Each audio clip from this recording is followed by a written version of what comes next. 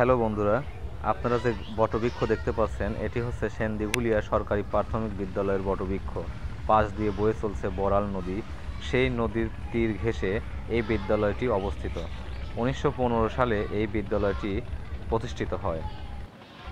এই বিদ্যালয়টি যখন অবস্থিত হয় তখন আশেপাশে আর কোনো বিদ্যালয় ছিল না। অনেক দূর দূরান্ত থেকে ছাত্রছাত্রীরা এই বিদ্যালয়ে পড়াশোনা করার জন্য আসে। এখনও সেই পাঠদান অব্যাহত আছে। শিক্ষক মণ্ডলী নিপুণভাবে তার নিজের হাতে কলমে দীক্ষা দিয়ে এখান থেকে ছাত্রছাত্রী গড়ে তোলেন। প্রায় 250 থেকে 3 শতাধিক ছাত্রছাত্রী এই বিদ্যালয়ে নিয়মিতভাবে অধ্যয়ন করে আসছে। প্রতিদিনের মতো ছাত্রছাত্রীরা স্কুলে আসে, অনেকেই আবার স্কুলে আসতে পারে না।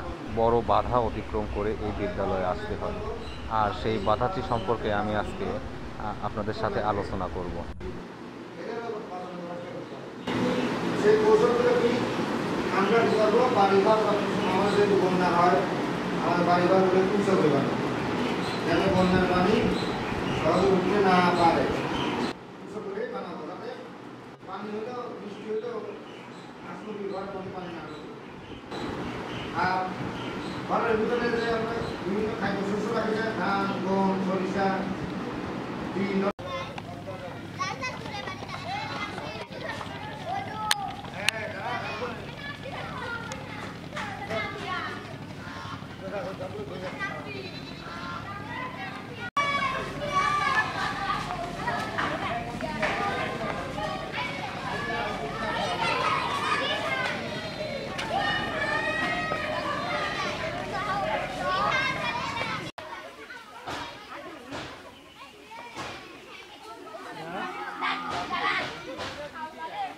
সামনে দেখাও।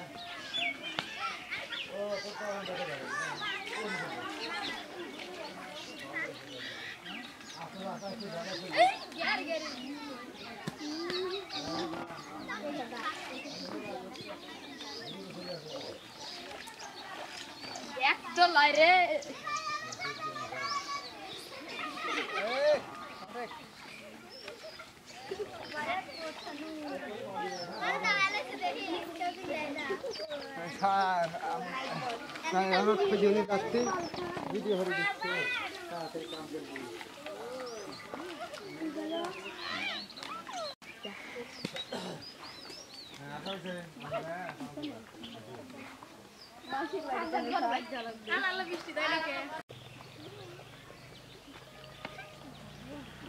এই যে তোমরা যে যারা প্রতিদিন এই রাস্তা দিয়ে স্কুলে যাও, তোমাদের কোনো অসুবিধা হয় কি?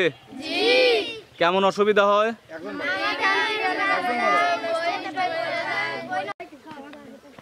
তুমি বলো, তোমাদের এই স্কুলে যাইতে কি সমস্যা হয়? জি। কি সমস্যা হয়? আমাদের স্কুলে যেতে ব্যাগ ভিজে যায়, বই পড়ে যায়। আর তুমি বলো, তোমাদের স্কুলে যাইতে কেমন সমস্যা হয়? আমাদের স্কুলের স্টেজ ভিজে যায়, বৃষ্টি হলে এখানে অনেক পানি হয়ে যায়, আমরা যাতায়াত করতে অনেক কষ্ট হয়। এই রাস্তাটা যদি সারা হয়, তোমরা কি এই রাস্তা সারার পক্ষে আছো? জি। তোমরা কি সবাই চাও এই রাস্তাটা ঠিক হোক? জি। আমি মোহাম্মদ মুস্তাফিজুর সাওয়ারি, প্রধান শিক্ষক, সেনদিঘুলিয়া সরকারি প্রাথমিক বিদ্যালয়। আমাদের বিদ্যালয়ে 1.5 শতাধিক স্টুডেন্ট পড়ালেখা করে, কিন্তু এই বিদ্যালয়ের ক্যাচমেন্ট এরিয়ার মধ্যে একটা রাস্তা আছে। এই রাস্তাটা পানি আসলে এখানে কাদা হয়ে যায় এবং এখানে গোবর পেশাব এগুলা জমা হয়, পানিটা এতই প্রয়োজন হয়ে যায় যে ওখান দিয়ে হেঁটে আসলেই পায়ে গোটা গোটা হয়ে যায়।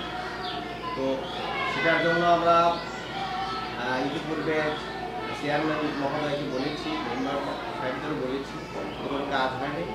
এখন তো আর ইউনিয়ন পরিষদের চেয়ারম্যান পদে নেই। তো আমরা এখন ইউনিয়ন পরিষদে এক্সিলেন্ট স্যার আছে, তা আমরা মেম্বার সাহেবকে বলেছি যে স্যারকে বলে আমাদের এই রাস্তাটা যদি করে দেওয়া যায় তাহলে এই সব শিক্ষার্থীরা বিদ্যালয়ে স্বাচ্ছন্দ্যে এসে পড়ালেখা করতে পারবে। পাশাপাশি এই মহল্লায় যারা বসবাস করে তাদেরও আসা যাওয়া খুব কষ্টকর, তারাও যেতে পারেন ঠিক মতো। বালিপুর যে রাস্তা আছে সেখানে যাওয়া যায় না, কাদা।